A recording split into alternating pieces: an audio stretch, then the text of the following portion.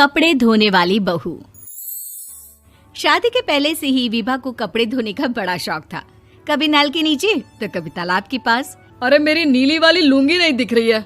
विभा की अम्मा, कहाँ रखी है लुंगी? अरे वो तो विभा ने परसों ही धोकर रखी थी आपकी अलमारी में, देखो वहीं होगी।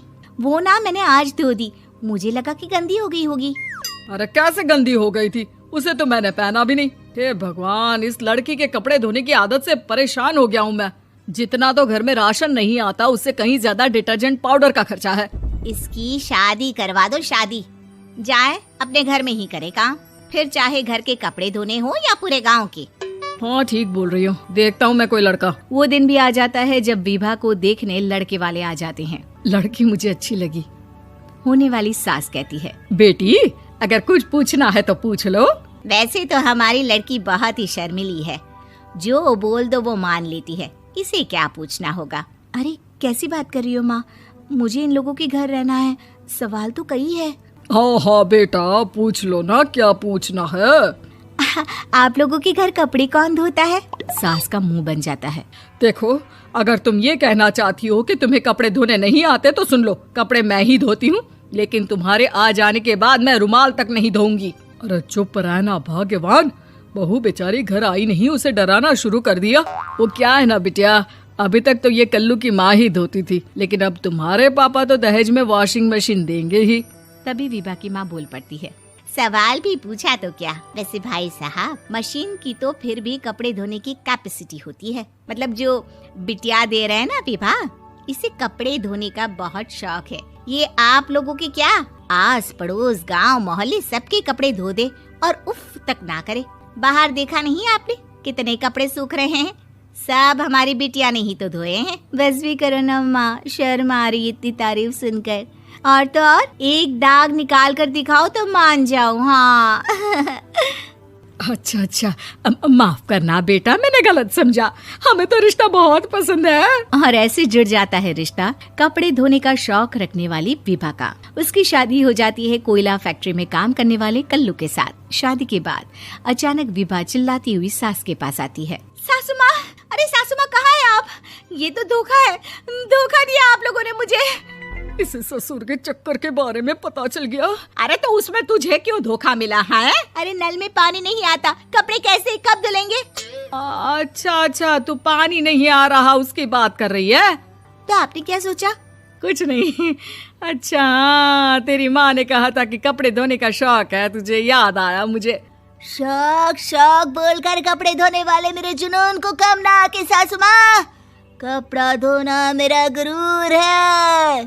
तभी पति भी वहाँ आ जाता है। अभी मैंने इसे सनी देओल की फिल्म दिखाई है, उसी के डायलॉग मार रही है माँ। अच्छा सुन, साफ साफ बता रही हूँ, पानी सुबह 4 से 6 और शाम को 10 से 12 आता है, समझी?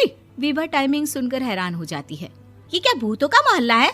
सुबह 4 बजे उठकर कौन कपड़े धोता है? 4 बजे टंकी में पानी जाता है, फिर सारा दिन धोना ना, किसने मना किया? अरे कैसी बात कर रही हैं? 200 लीटर की टंकी में कितने कपड़े धो लूंगी मैं? सुबह ही उठ जाऊंगी मैं। अब क्या था, विभा सुबह 4 से लेकर रात के 12 बजे तक कपड़े ही धोती रहती। एक रोज सास पड़ोस से निकलकर कहीं जा रही होती है कि साथ वाली कहती है, हाँ कल्लू की माँ, जरा ये बताओ कि 2 साड़ी है, 2 ब्लाउज और एक पेटीकोट और एक नाड़े वाला लंबा कच्छा। हाँ तो? अरे तो क्या, कितना लोगी धुलाई ये बताओ। धोबन दिख रहे हैं हम क्या? हमारे पति सरकारी नौकरी से अभी रिटायर हुए हैं और बेटा सुपरवाइजर है कोयला फैक्ट्री में। धोबन समझ रखा है हमें? हाय रे कल्लू की अम्मा, माफ कर दो, वो तो मोहल्ले में यही सब बता रहे थे कि तुमने बहू को कपड़ा धुलवाने के काम में लगा दिया है। सास को पड़ोसन की बात सुनकर गुस्सा आ जाता है। वो घर पहुंचती है जहां घर के बाहर ही इतने सारे कपड़े सूख रहे होते हैं जितने कि किसी धोबन के घर पर। अरे ओ कल्लू की दुल्हन, बाहर निकल। माँ जी यहीं आ जाओ, बाथरूम में चादर धो रहे हैं हम। अरे अभी हम धोते हैं, तुमको बाहर निकलो। ये आस पड़ोस वाले बोल रहे हैं कि हम बहू से कपड़े धुलवा कर उसे कपड़ा धोने वाली बना दिए हैं। अरे छोड़ो ना माँ जी, किन लोगों की बातों में आती हो? आस पास के लोगों का तो काम ही होता है कि वो किसी तरह सास बहू को लड़ा दे। बहू सारे घर के कपड़े धोती है, ये क्या कम है? बोलिए। सास को भी लग जाता है कि वो बहू का ये सनकीपन नहीं छुड़वा सकती, इससे अच्छा है कि खुद ही चुप हो जाए। एक रोज सास और बहू मंदिर जाते हैं, जहाँ सास की साड़ी वहाँ खड़ी भीख मांगने वाली से मिलती है। माँ जी क्या बात है, आपकी साड़ी उस भिखारन से कितनी मिल रही है ना? हाँ हाँ देखो तो, दोनों की साड़ी मिल रही है। क्या बात है कल्लू की अम्मा, तुम खुद को तो अफसर की बीवी बताती हो और ऐसी सिंपल सी प्लेन साड़ी पहनकर घूमती हो। सिंपल और प्लेन नहीं है ये साड़ी। तो क्या सोने के धागे से फूल बने हैं? कुछ भी सासू माँ, कुछ भी। हाँ बने थे इस साड़ी में सोने के धागे से फूल। मेरे पति लेकर आए थे मद्रास से स्पेशली मेरे लिए 10,000 की। ताहे भाई साहब इस भिखारन के लिए भी सेम टू सेम साड़ी लेकर आए होंगे 10,000 की। सास उस वक्त तो कुछ नहीं कहती, लेकिन बहू के साथ घर आती है और अलमारी से एल्बम निकाल कर लाती है। ये साड़ी देख रही है, ये वही साड़ी है जिसे मैंने अभी पहना था। इस साड़ी में ये जो चमकदार फूल दिख रहे हैं ना, ये सोने के धागों से काटे गए हैं। लेकिन तू लोकल वॉशिंग मशीन ब्रश से घिस घिस कर सारे फूलों को निकाल कर साड़ी प्लेन कर दी। मुझे माफ कर दीजिए सासू माँ। और तो और, जब मैंने तुझे तेरी गलती के लिए कुछ नहीं कहा, लेकिन तूने तो सबके सामने मेरा मजाक ही बना दिया। क्यों? बहू को समझ में आ जाता है कि अब से उसका कपड़े